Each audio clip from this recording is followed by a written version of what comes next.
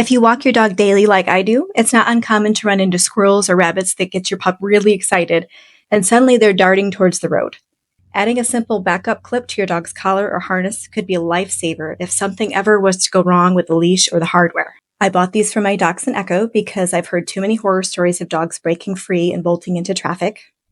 My Echo is a powerhouse puller who notices every squirrel or passing dog, so I wanted an extra layer of security on our walks in case his harness or his leash ever gave out.